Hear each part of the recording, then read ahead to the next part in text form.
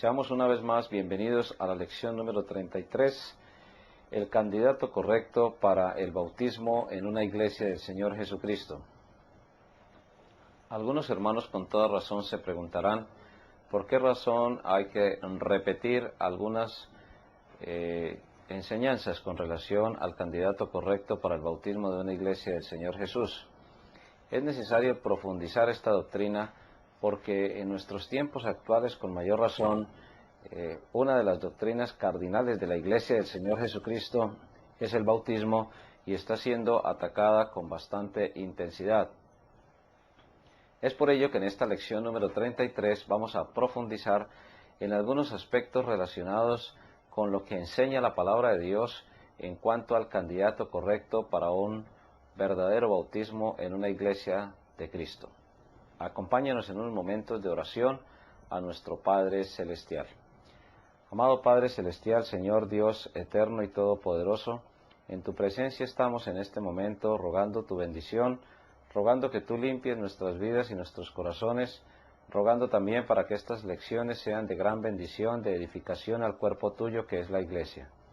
Pedimos tu bendición sobre estos estudios, sobre los hermanos, las hermanas que nos acompañan, las necesidades de ellos y las nuestras propias, para que con tu poder infinito seas tú ayudándonos a llevar adelante la enseñanza de tu palabra.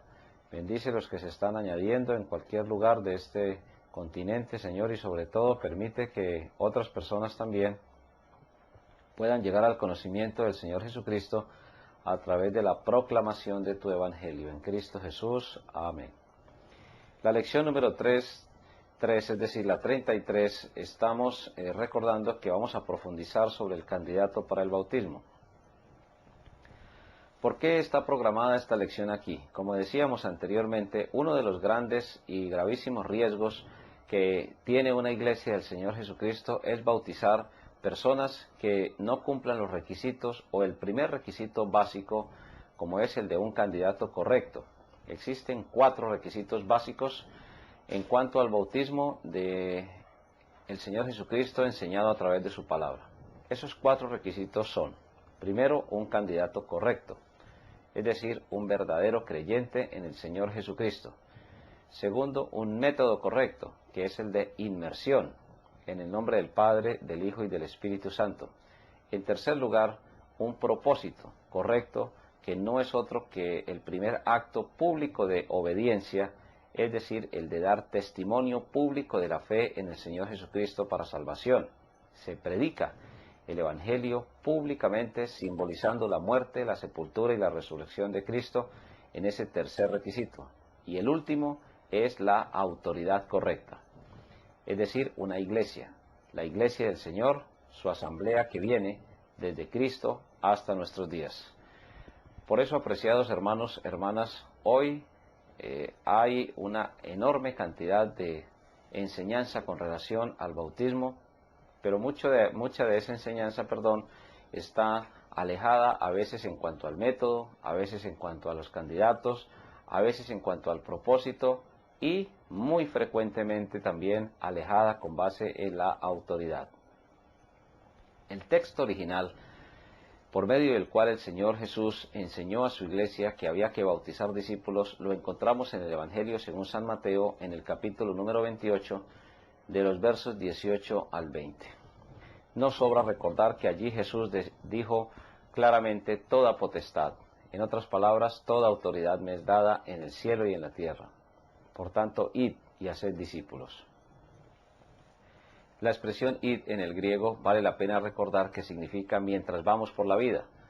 En otras palabras, mientras estudiamos, mientras trabajamos, mientras desempeñamos cualquier actividad cívica, mientras tomamos un transporte, mientras desarrollamos alguna actividad, podemos ir también discipulando o haciendo discípulos para el Señor Jesucristo.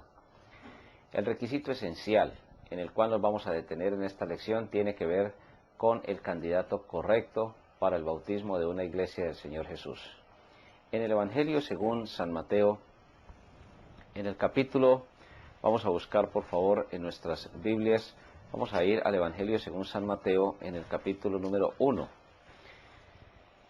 En el capítulo número 1 nosotros vamos a encontrar el anuncio del nacimiento del Señor Jesucristo. Y allí en el anuncio del nacimiento del Señor Jesucristo, pues nosotros vamos a encontrar en el verso número 21, en Mateo 1:21, y dará a luz un hijo. Recordemos que está revelándose a la Virgen María el nacimiento de Cristo, en Mateo 1:21. Y dará a luz un hijo y llamará su nombre Jesús, porque él salvará a su pueblo de sus pecados. El propósito fundamental por el medio del cual el Señor Jesucristo nació a través de una virgen no es otro que el de proveer un Salvador. Si la persona que es candidata a ser bautizo, o mejor a ser bautizada en una iglesia del Señor Jesucristo, no ha cumplido este requisito, pues esencialmente podemos encontrar, apreciados hermanos, hermanas, en el Señor Jesús, que no se está cumpliendo el requisito básico. Muchas iglesias, y repetimos esto a manera de edificación, tienen la costumbre de bautizar personas simplemente por llevarlos a un compañerismo. Hay iglesias que bien intencionadamente, y lo aclaramos que es de una manera muy bien intencionada, en los bautismos programan compañerismos, paseos, por ejemplo, a ríos o a zonas de recreación. El bautizo, o el acto mejor del bautizo, tiene alrededor de él toda una actividad de recreación que es muy atrayente para las personas. Vivimos un mundo donde el estrés es bastante alto en las personas, y acompañar a una iglesia en un momento de compañerismo de ninguna manera podemos decir que es una injusticia. Pero lo que sí es una injusticia es que muchas personas simplemente por ir a pasar un momento de diversión, entonces empiezan a participar en el acto del bautizo sin haberse arrepentido y haber creído en el Señor Jesucristo como único y verdadero y suficiente Salvador personal. Por eso, apreciados hermanos, hermanas, en el Señor Jesús, en Mateo capítulo número 3, en el verso número 6, o podemos leer desde el verso número 5, y salía a él Jerusalén, y toda Judea y toda la provincia de alrededor del Jordán, y eran bautizados por él en el Jordán, confesando sus pecados. Al ver él, decir Juan el Bautista, que muchos de los fariseos y de los saduceos, dos grandes sectas de la época del Señor Jesucristo, al ver él que muchos de los fariseos y de los saduceos venían a su bautismo, les decía: generación de víboras, ¿quién os enseñó a huir de la ira venidera? Haced pues frutos dignos de arrepentimiento. Si en el Evangelio según San Mateo, en el capítulo número 1, en el verso número 21 que acabamos de leer, se nos anuncia un Salvador, pues lógicamente el arrepentimiento está íntimamente relacionado con Jesús. Muchas personas hoy se bautizan sin haberse arrepentido y sin haber creído en el Señor Jesucristo como Salvador personal. Y así, en ese orden de ideas, no son candidatos correctos. El requisito esencial que Juan el Bautista, recordemos que Juan el Bautista recibió la autoridad directamente de Dios. Son dos elementos básicos que se están enseñando aquí en este texto. Hubo un hombre, dice allá en el Evangelio según San Juan, en el capítulo 1, hubo un hombre enviado de Dios, refiriéndose a Juan. Juan fue el único que recibió la autoridad directamente de Dios para bautizar. Después encontramos que la iglesia del Señor Jesús, como lo dice allá en el Evangelio según San Juan, capítulo 4, aquí en su ministerio terrenal, administraba la ordenanza del bautizo. ¿A quién la administraba? A personas absolutamente arrepentidas. No se puede, no se debe, mejor, se puede, pero no se debe bautizar a una persona que no haya dado frutos dignos de arrepentimiento. Y aquí hay muchísima discusión. Hay personas que dicen: esperemos 6 meses, esperemos 1 año, esperemos 2 años, o esperemos unos cuantos días. El asunto no es de tiempo, el asunto es de actitud del corazón. David, dice la palabra de Dios, era un hombre que tenía el corazón conforme al corazón de Dios. Y nosotros sabemos que el corazón es el centro de las decisiones de nosotros los seres humanos. Allí, en lo más íntimo de nuestro ser, es donde se involucra el espíritu, el alma y el cuerpo para tomar una decisión.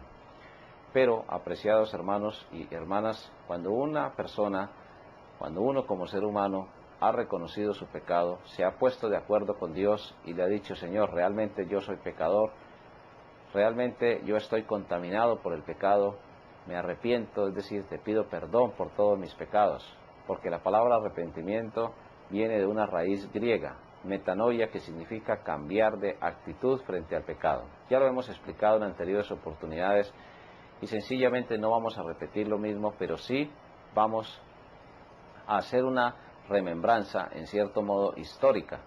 Inicialmente, Juan el Bautista bautizó personas que se habían arrepentido. Jesús también bautizó personas que se habían arrepentido. En Hechos 2, capítulo 40, verso 42, el apóstol Pedro predica un mensaje y lo remata con una conclusión: sed salvos de esta perversa generación. Y dice la Biblia que los que recibieron su palabra, para recibir la palabra de Dios se necesita arrepentirse y creer en el Señor Jesucristo. Todas las iglesias que fueron establecidas a través del ministerio, tanto del apóstol Pablo como de las otras iglesias y de los otros apóstoles. Nosotros sabemos que la iglesia de Jerusalén tuvo una gran influencia sobre la iglesia de Antioquía, la iglesia de Antioquía sobre las demás iglesias en Galacia, en Corinto, en Tesalónica, en la ciudad de Filipos, en todas esas iglesias locales, y después las 7 iglesias mencionadas en el libro de Apocalipsis en el capítulo número 2, absolutamente en todas se exigió arrepentimiento. ¿Por qué tanto énfasis en esto? Porque muchas iglesias sufren bautizando personas que no se han arrepentido, que no tienen la capacidad en determinado momento de decir: Señor, realmente yo soy pecador, necesito que tú cambies mi vida por tu infinito poder. Cuando una persona llega arrepentida a reconocer a Jesús como Salvador personal, está cumpliendo el primer y gran y muy valioso requisito para ser bautizada en una iglesia del Señor Jesús. Surgen entonces una serie de preguntas. Por ejemplo, ¿por qué hay personas que entonces bautizan niños? Nosotros sabemos que en los primeros 300 años de la iglesia del Señor Jesús, pues allí en ningún momento se bautizaron infantes que no se podían arrepentir. Si nosotros nos remontamos al Evangelio según San Marcos, en el capítulo número 10, Evangelio según San Marcos en el capítulo número 10, podemos ver a partir del verso número 13, qué es lo que realmente Jesús enseña con relación a los infantes, a los niños. Un niño que no haya expresado públicamente su arrepentimiento en el Señor Jesucristo, ¿debe ser bautizado? Evidentemente no, y definitivamente no. Miremos lo que dice el Señor en su palabra. Marcos capítulo 10 en el verso número 13. Y le presentaban niños para que los tocase. Y los discípulos reprendían a los que los presentaban. Versículo número 14. Viéndolo Jesús se indignó y les dijo: dejad a los niños venir a mí y no se lo impidáis, porque de los tales es el reino de Dios. De cierto os digo que el que no recibe el reino de Dios como un niño no entrará en él. Y tomándolos en los brazos, poniéndoles las manos sobre ellos, los bendecía. ¿Qué nos enseña aquí Jesús con relación a la infancia, con relación a la niñez? Pues un niño, antes de nacer o después de nacer, si llega a morir, pues va directamente a la presencia de Dios. Nace también contaminado con el pecado. Dios le aplica los méritos de la sangre de Cristo porque es absolutamente inocente de pecado. El hecho de haber nacido contaminado con el pecado, podemos encontrar allí que se involucra que no es todavía una persona que esté practicando el pecado. Una cosa es haber nacido contaminado con el pecado y otra cosa es empezar la práctica del pecado de una manera consciente. El niño peca, pero no es absolutamente consciente y en consecuencia no tiene la facultad de arrepentirse del pecado.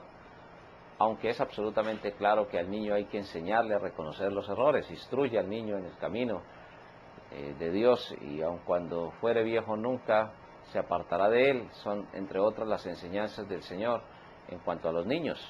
El niño tiene su propio camino, su propio desarrollo en cuanto a su capacidad de decisión. Pero los niños, absolutamente todos, son salvos, porque si en el momento en que un niño parte de este mundo, pues irá al reino de Dios, como lo dice Jesús aquí. Que, por ejemplo, de los niños que mueren antes de nacer, Hay doctrinas erróneas que enseñan, por ejemplo, lugares intermedios, que son doctrinas que han surgido de falsos concilios que han sido convocados para cambiar la doctrina, cosa que Jesús nunca autorizó a su verdadera iglesia.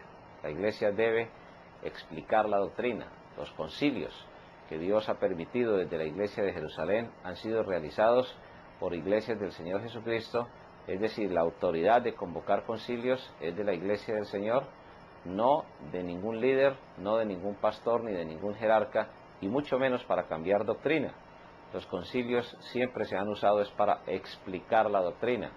Jesús le dijo a su iglesia: id y haced discípulos, bautícelos y enséñeles todo lo que yo os mando. En ningún momento está Jesús autorizando a cambiar la doctrina. Jesús está diciendo que se debe enseñar lo que Él dejó de una vez y para siempre. Entonces, ¿cómo invitar a los niños a que sean bautizados cuando ellos no necesitan un bautizo, por ejemplo, antes de nacer o después de nacer en su corta edad? Aquí vemos que muchas personas, incluidos los discípulos, estaban en desacuerdo que se acercaran al Señor Jesucristo. Vemos que no eran niños preescolares, y se les presentaban niños para que los tocasen.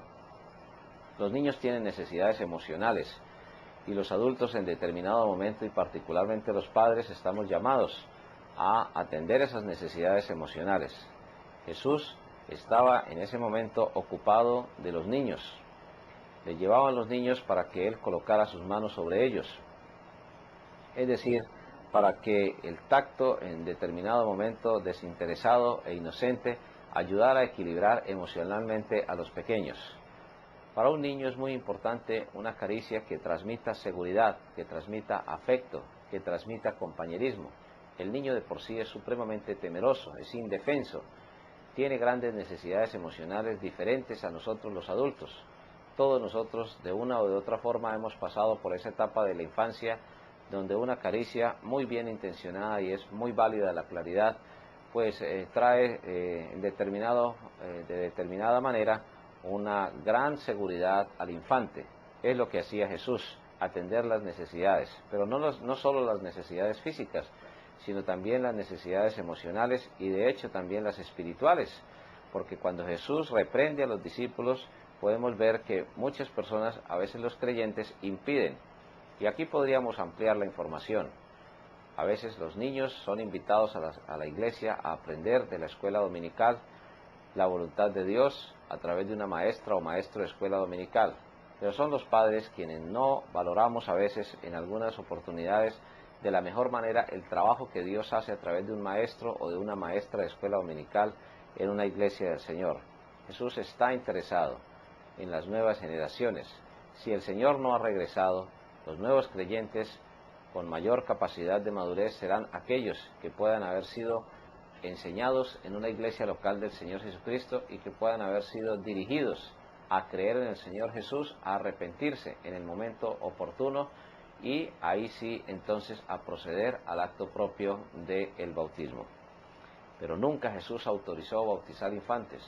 Nunca Jesús lo encontramos bautizando personas que no se hubieran arrepentido o que no hubieran creído, o menores de edad, en bastante condición de minoría de edad, porque aquí estamos hablando de niños que ya no gateaban, sino que todo lo contrario, tenían cierta facultad de valerse por ellos mismos. Por eso, apreciados hermanos, dice que Jesús se indignó. Una de las cosas que indignó al Señor Jesucristo fue precisamente impedir que los niños fueran educados espiritualmente. Impedir que los niños lleguen a Jesús es algo que indigna supremamente al Señor, porque es precisamente ahí, en la infancia, donde el niño más fácilmente deposita su fe en el Señor Jesucristo. Si a un niño se le enseña que Jesús murió en la cruz por sus pecados y que se levantó de entre los muertos, indiscutiblemente el niño lo va a creer. Por eso Jesús usa aquí un símil, una comparación mejor.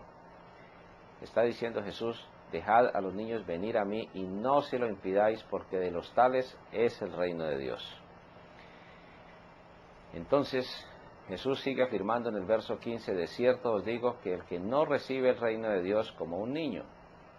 Enfatizamos esta parte: cuando un niño se le enseña que su corazón está contaminado y que necesita de Jesús para limpiar su corazón, pues el niño lo va a creer, no lo va a poner en duda, porque no tiene esa estructura que nosotros los adultos tenemos en cuanto al cuestionamiento de la realidad. Cuando la persona va avanzando, inclusive en el libro de Génesis claramente se nos enseña que la intención del corazón joven ya es inclinado de una mayor manera hacia la maldad. Entonces, entre más va avanzando en edad la persona humana, la tendencia, no siempre es así, pero es una tendencia natural a endurecer el corazón en contra de Dios, es mucho más frecuente. Por eso, apreciados hermanos, hermanas, el ejemplo es supremamente claro. ¿Cómo recibe un niño el reino de Dios? Con fe, pero no es una fe frágil, ni es una fe que ponga en tela de juicio lo que Dios puede hacer en la vida de un niño. Todo lo contrario, el niño tiene esa facultad para depositar enteramente su confianza en Dios. Y allí podemos ampliar un poco la explicación, porque pensemos cómo pide un niño el alimento cuando el niño está recién nacido, cómo pide el alimento a la madre o al padre. Lo pide con mucha firmeza, lo pide con mucha determinación, lo pide con fe, porque de una o de otra manera pues necesita ser alimentado. Por eso aquí entonces encontramos ese maravilloso ejemplo del Señor. La verdadera enseñanza de Jesús con relación a los niños es que hay que guiarlos al Señor Jesucristo. Hay que guiarlos a que su confianza esté puesta en el Señor Jesucristo, porque su confianza es de maravilloso ejemplo.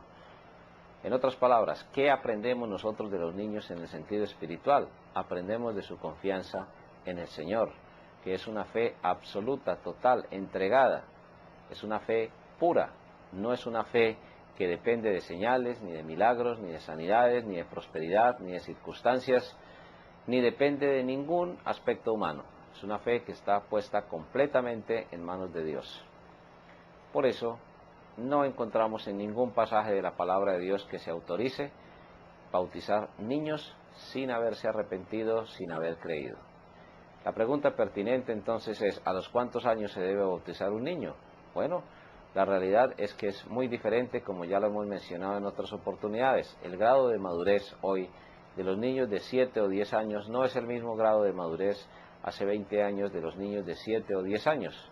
Hoy ha avanzado la forma, el grado de madurez de los niños, y ya un niño a temprana edad puede arrepentirse y creer.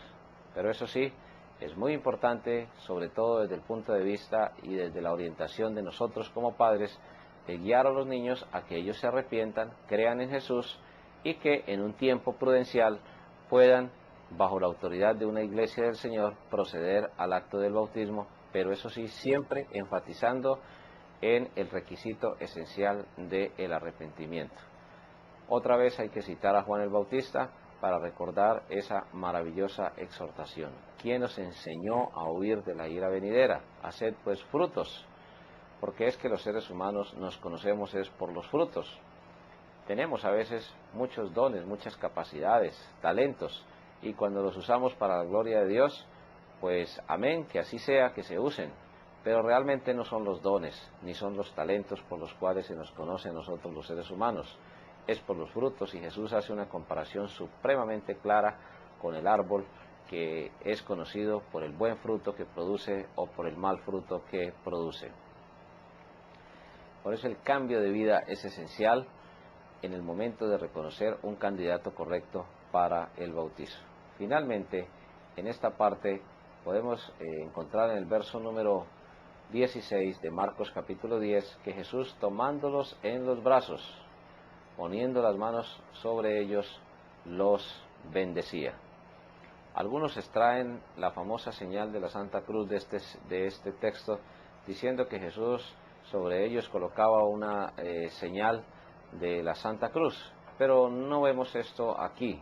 Claramente vemos que la palabra de Dios indica que Jesús los tomó en los brazos, es decir, Jesús tenía absolutamente la capacidad de colocarlos en su regazo y poniendo las manos sobre ellos.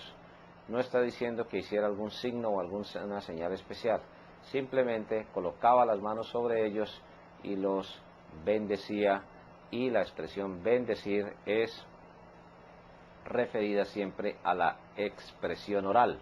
Bendecir es una expresión que sale de nuestra boca, porque la misma palabra lo da a entender. Bien decir o desear el bien o ejecutar el bien a través de los labios es una expresión que está aquí explicada de una manera certera. Por eso, hermanos, hermanas, en los primeros 3 siglos, particularmente a partir del año 325, cuando Constantino, como emperador romano, trata de unir la iglesia con el Estado y trata de convertirse en el gran jefe de la iglesia de Cristo, aunque no lo logró, porque nosotros sabemos que las iglesias de Cristo verdaderas se conservaron en la doctrina, se conservaron en la práctica, se conservaron en las ordenanzas, se conservaron en el gobierno de la iglesia, y nunca la iglesia de Cristo ha tenido tratos ni convenios ni con el Estado, ni con el Imperio Romano, ni con la política, ni con ningún otro ente de calificación humana que haya sido excluido de la comunión directa, como el Señor lo dejó en su palabra. Lo que es de Dios, lo que es del César es del César. Por eso, apreciados hermanos y hermanas, nos hemos detenido un poquito en esta lección número 33 para demostrar en la materia historia de la Iglesia a través de los siglos. Vamos a profundizar en la parte histórica en cuanto a cómo se fue desarrollando lentamente esta división, esta herejía de bautizar los niños sin haberse arrepentido y sin haber creído en el Señor Jesucristo como su único, verdadero y suficiente Salvador personal. Siempre es nuestra oración para que las iglesias, al momento de aprobar, de levantar la mano e indicar que se aprueba el bautismo de una persona, pues se dé la suficiente oportunidad de que la iglesia pueda muy edificantemente hacer, si se puede, un muy breve interrogatorio en cuanto a la profesión de fe en Cristo de esa persona. El otro aspecto mencionado en esta lección número 33 tiene que ver con la autoridad de una iglesia. La iglesia, cuando conserva la autoridad, pues no va a permitir que la doctrina se cambie, porque a veces los intereses personales hacen que la doctrina sea practicada de una manera equivocada. Hay iglesias que tienen una sana doctrina en su declaración de fe, en su predicación, en su escuela dominical, pero la práctica se ha ido paulatinamente alejando de la sana doctrina. Recordemos que siempre una iglesia se conoce, primero por su doctrina, segundo por su práctica y tercero por su historia, porque desde hace 20 siglos la iglesia del Señor siempre ha permanecido fiel a la sana doctrina. Desarrollemos entonces lo que se nos presenta a partir allí del verso, o mejor, de la lección 33, las preguntas en cuanto a la disertación del maestro en la página número 122. ¿Por qué debe todo miembro procurar, como dice allí el texto en la lección número 33, la importancia de seguir a Jesucristo en todo? Página 112, perdón. Página número 112 en la disertación del maestro, el punto número 1, la importancia de seguir a Jesucristo en todo. En esta doctrina del bautizo, pues hay muchas afirmaciones. No importa la modalidad, dicen algunos, lo importante es el acto del bautizo. Y usamos comillas, si hay que bautizar a un niño, pues hay que bautizarlo, lo importante es bautizarlo. Lo que basta, dicen algunos, es la buena intención de bautizarlo. Muchas veces hemos colocado diferentes ejemplos, pero podemos citar algunos. Si yo tengo una afección odontológica supremamente severa y voy a un veterinario para que vaya y trabaje sobre mi dentadura, pues sencillamente el veterinario podrá hacer algunas prácticas allí, pero la buena intención que él tiene muy seguramente no servirá, porque no tiene la suficiente ni autoridad ni capacitación para desarrollar la actividad odontológica en mi dentadura. De la misma manera, quien tiene autoridad para bautizar es una verdadera iglesia del Señor Jesucristo, y no basta la buena intención. hay que hacer todo como el Señor Jesús mandó. Y el Señor Jesús mandó a que las personas al momento de bautizarse sean examinadas en cuanto a su arrepentimiento y en cuanto a su fe en el Señor Jesucristo. No podemos cambiar la doctrina del bautizo, o sí podemos, pero no debemos cambiarlo, porque si lo hacemos sencillamente estamos confundiendo. El símbolo del bautizo es un evidente símbolo que cuando se practica de una manera adecuada ayuda a otras personas. ¿Qué tal que usáramos, por ejemplo, de una manera indiscriminada el signo de restar igual que el signo de sumar? Pues si el símbolo de sumar es de sumar y si es de restar es de restar.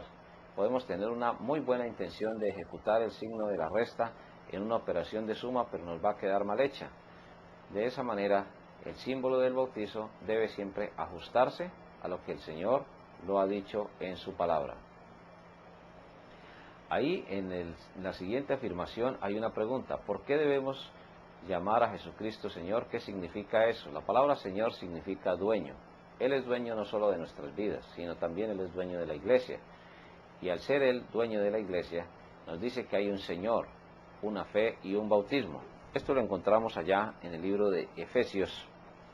Y hay algunos comentarios breves ahí en la lección que ayudan a ampliar la explicación de esto, pero vale la pena resaltar lo que el Señor nos dice allá en su palabra en Efesios 4, en el verso número 5. Un Señor, una fe, ¿y cuántos bautizos habla la palabra de Dios que hay? Solo uno. En la anterior lección hablábamos del bautismo del Espíritu Santo.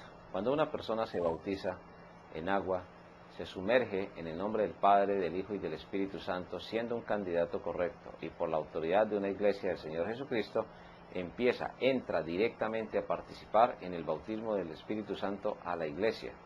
El bautismo del Espíritu Santo no es repetitivo, se ejecutó una sola vez y para siempre, allá en el día de Pentecostés, 50 días después de que Jesús resucitó. Por eso es válida la claridad que hay que hacer aquí con base en este texto, porque hay personas que le dicen a uno: usted ya fue bautizado en agua, entonces usted necesita un segundo bautismo, el bautismo del Espíritu Santo. Y otros hablan de un tercer bautismo, del bautismo en fuego. Y así sucesivamente hay una cantidad de doctrinas erróneas en cuanto a que son originarias en pensamientos humanos y que se alejan de la palabra de Dios. Un Señor, una fe y un solo bautismo. Cuando el bautismo se ejecuta de una manera bíblica totalmente, pues entonces estamos simplemente reconociendo que el Señor es el dueño de nuestra vida, que Él entregó su vida por nosotros, que nos va a resucitar y nos va a levantar de entre los muertos.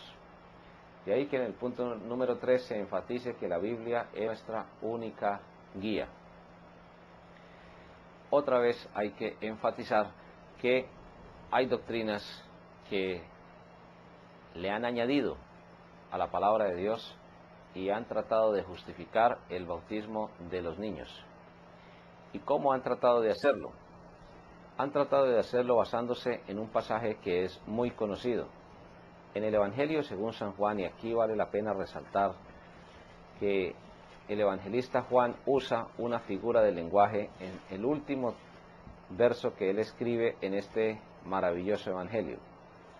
¿De dónde sale la especulación de que se pueden autorizar bautismos de infantes o de niños sin haber creído? O a veces inclusive hasta de incrédulos, que cualquier persona puede bautizarse, pues de añadiduras a la palabra de Dios. La palabra de Dios nunca autoriza ese tipo de bautismos. Entonces, ¿de dónde salen expresiones como, abro comillas, el famoso magisterio de la Iglesia, y con todo respeto lo decimos, la Iglesia Católica Romana afirma que hay personas que pueden escribir otros libros que amplían la enseñanza de la palabra de Dios? La palabra de Dios no necesita ser ampliada. En el Evangelio según San Juan, en el capítulo número 21, en el verso número 25, dice la Biblia allí, inspirado a Juan, el evangelista, por el Espíritu Santo.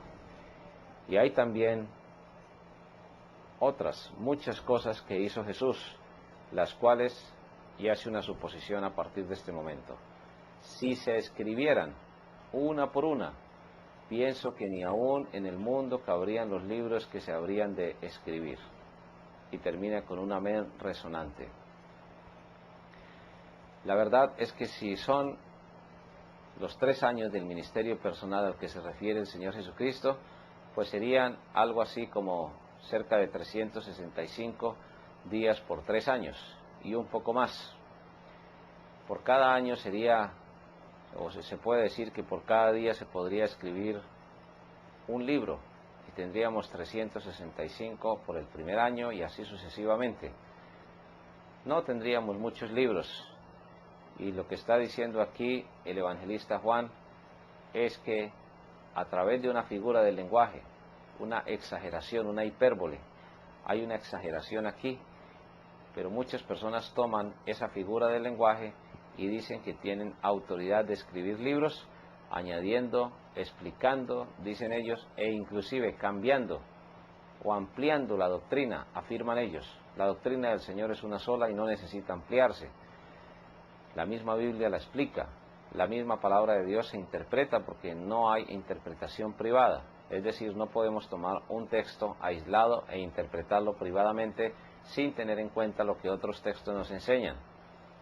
Definitivamente nunca vamos a encontrar una autorización en la palabra de Dios para bautizar personas que básicamente primero no se hayan arrepentido y hayan creído en Jesús, y un niño ni recién nacido ni con una corta edad tiene la capacidad de hacerlo. Por eso la Biblia es nuestra máxima guía y no necesitan añadírseles más enseñanzas, ni otros libros, ni mucho menos tampoco quitarle. Es muy importante resaltar que aquí solamente hay, en el Evangelio según San Juan, capítulo 21, en el verso número 25, una figura del lenguaje. Y es una gran exageración. Ni aún en el mundo cabrían los libros que se habrían de escribir. Fue tanta la enseñanza del Señor que Juan, inspirado, usa aquí una figura del lenguaje. Pero hay que repetir que solamente es eso. De aquí no se puede desprender una doctrina que permita escribir otros libros que sean inspirados, ni escribir otros libros que expliquen la palabra de Dios, porque la palabra de Dios ya está suficientemente completa, confirmada por las señales de los apóstoles, autenticada por el ministerio personal del Señor Jesucristo, y no necesita de ninguna otra revelación ni tampoco inspiración adicional. Lo que sí necesitamos es iluminación. Iluminación sí necesitamos para poderla entender, exponer con sencillez, con profundidad y trazarla, como dice ella misma, de una manera correcta. Procura presentarte a Dios aprobado como obrero que no tiene de qué avergonzarse, que traza bien la palabra de verdad. Hay una serie de preguntas y de afirmaciones en las tareas para los alumnos y básicamente son 5. Esperamos que ustedes puedan, con base en textos bíblicos, complementar esta enseñanza o esta explicación mejor de las tareas para los alumnos. Discuta brevemente acerca de la autoridad para el bautismo. Allí necesariamente hay que usar el texto de la Gran Comisión. Si usted toma el texto de la Gran Comisión y lo desglosa de una manera adecuada, podrá entender, al aplicarle el análisis bíblico, que la doctrina de la autoridad para el bautismo descansa en una iglesia del Señor, porque Jesús está hablando con su iglesia. Envíanos, por favor, muy seriamente sus comentarios y sus respuestas a estas inquietudes, porque eso le ayuda personalmente a usted a defender, a presentarse como obrero para presentar, valga la redundancia, defensa con mansedumbre. Discuta usted brevemente acerca del candidato para el bautismo, pues lo que necesitamos es que usted haya podido comprender, y si hay alguna duda, inquietud o comentario, pues serán todos bienvenidos para poder complementar o para poder aclarar cualquier inquietud con relación a que el candidato básicamente tiene que ser y debe ser una persona que se haya arrepentido y haya creído en Jesús como Salvador personal, es decir, que Jesús sea su verdadero Salvador. porque Jesús no solamente salva del infierno y de la condenación, Jesús salva de una vida de perdición. En el punto número 3 se nos habla de discutir la forma en que se aplicó la Gran Comisión en tiempos del Nuevo Testamento. Hay una serie de textos donde se nos explica, por ejemplo, cuando Felipe bautizó, cuando Pedro predicó en Jerusalén, cuando los léxicos griegos indican siempre que la Gran Comisión autoriza sumergir creyentes en el nombre del Padre, del Hijo y del Espíritu Santo. Luego habla de los bautizos en familia. El carcelero de Filipo: cree en el Señor Jesucristo, serás salvo tú y tu casa, y enseguida dice la palabra de Dios que se bautizaron. Pero ese bautizaron fue posterior, todos los miembros de la familia. Se puede ver cuando dice, cree en el Señor Jesucristo tú, es decir, él tenía que creer en Jesús, y tu casa, es decir, que su familia también. Lidia, por ejemplo, la vendedora de púrpura, también en la ciudad de Filipos, su familia fue bautizada. Usted puede incluir allí esos ejemplos y demostrar que esas personas también se arrepintieron a pesar de ser familiares de ellos, no por el hecho de ser hijo de un pastor, no por el hecho tampoco en ningún momento de ser un familiar de algún creyente o de uno tener un padre que sea creyente, pues automáticamente la fe se va a transmitir. No, solo se transmite genéticamente lo físico, se transmiten algunas características emocionales, pero lo espiritual depende enteramente de la relación y de la decisión de la persona, porque somos cada uno de nosotros quienes vamos a ser juzgados. No vamos a ser juzgados colectivamente, sino dice la Biblia, cada uno examínese a sí mismo. Y finalmente, ¿cuál es la conclusión a la que usted ha llegado con base en esta lección y con base en estas lecciones que tienen que ver con el bautizo? ¿Puede la aplicación de agua en el exterior limpiar lo interno del hombre? Sabemos que no. Sabemos que la sangre de Cristo es lo único que nos puede limpiar de todo pecado. El libro de Hebreos es supremamente claro en enseñar que la sangre de Cristo es lo que nos limpia de pecado. Si el agua sirviera para levantar los muertos, pues sencillamente las funerarias tendrían piscinas alrededor y depositarían allí los ataúdes, e inmediatamente los cadáveres empezarían a levantarse, y lo harían de una manera sistemática. La verdad es que el agua no sirve sino solamente para la parte física, para el cuerpo. La sangre de Cristo, el arrepentimiento y la fe en la sangre de Cristo es lo único que puede levantarnos de entre los muertos y darnos la resurrección. ¿Por qué, de acuerdo con las Escrituras, no podemos bautizar a los infantes ni a aquellos que no se hayan arrepentido? Porque no son candidatos correctos. La verdad es que el requisito esencial es el arrepentimiento y la fe en lo que Jesús hizo. ¿Tenemos derecho a cambiar o abolir las ordenanzas de Jesús? En ningún momento. La Biblia simplemente nos manda a explicarlas, enseñarlas con la suficiente forma correcta de hacerlo. ¿El bautismo es para hacer a la persona hija de Dios o se bautiza porque ya lo es? Evidentemente porque ya lo es, porque el bautismo simplemente es un símbolo, y el símbolo debe aplicarse correctamente, ya que aprendemos por símbolos. Y por último, si el bautismo nos salva, ¿para qué bautizamos? Simplemente para dar testimonio público de que ya nos hemos arrepentido y creído en Jesús y en su sangre preciosa. Lo único que puede limpiar un alma de la condenación y lo único que puede darnos una correcta relación con Dios y la vida eterna es arrepentirnos y creer que Jesús murió por nosotros en una cruz. Que Dios nos dé la suficiente fortaleza para defender la sana doctrina de los candidatos para el bautizo. Muchísimas gracias por acompañarnos. Que Dios nos bendiga a todos grande y ricamente, y esperamos que ustedes puedan también invitar a otras personas a añadirse a estos estudios del Seminario Bautista Misionero Latinoamericano. Les esperamos en una próxima oportunidad. Que Dios nos bendiga a todos.